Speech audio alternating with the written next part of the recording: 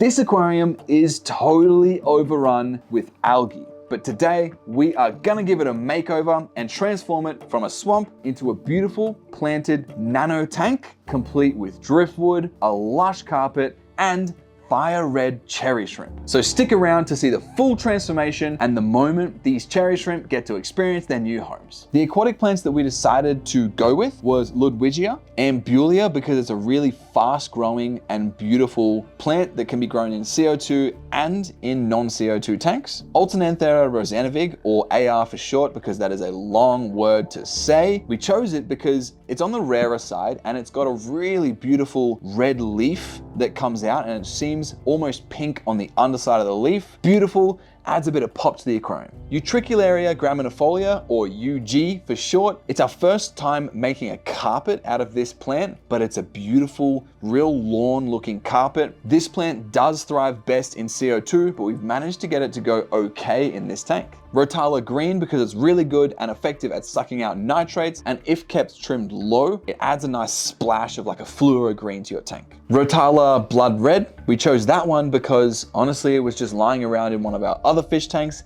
and it adds a really nice pink color to the back of our tank. Ludwigia repens, because it's a faster growing and it still has that green and red mix. It's got like this pink undertone to the leaves as well that seems to accent a small aquarium really, really well. Plus, this is one of the plants that once it reaches the surface of the water and grows above, the leaves tend to do so much better, and they even flower above the surface of the water. So that's our goal for this tank because of the design that we saw that we're trying to replicate. And then our last plant was Ludwigia inclinata, because it's quite a spiky looking plant, but it adds a lot of habitat for our little shrimp friends and for some fish in future. But the reason we want to heavily plant it is because eventually we want the plants to act as the filter so that we can remove the hang on back filter, which means less cables and less sort of visible, non-natural things hanging on the back of this tank, so that we can create more of an ecosystem over a manufactured ecosystem.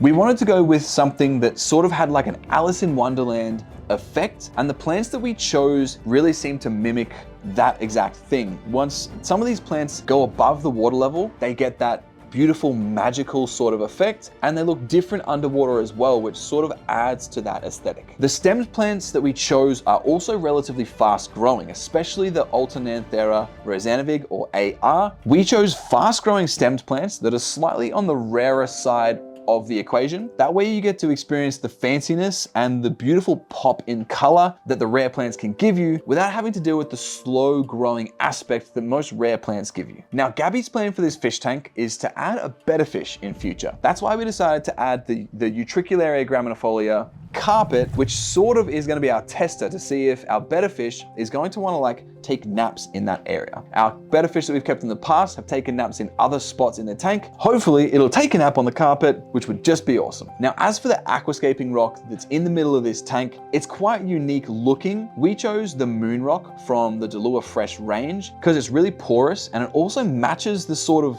same style and color that the driftwood above it has. So it's both aesthetic and it's got lots of pores, which means there's lots of space for bacteria to grow, bacteria for your shrimp to munch on. Now, if you're looking for that rock in particular, or other varieties of aquascaping rock that look epic, I'll link those in the description below as well. And that there is the transformation. From an algae covered mess to a beautiful nano aquascape shrimp tank right here in my office. The fire red cherry shrimp are settling in perfectly, and I can't wait to show you guys how this ecosystem evolves. Comment below your favorite shrimp or plants to add to nano shrimp tanks so I can keep on upgrading this tank, and don't forget to subscribe so you don't miss the next updates.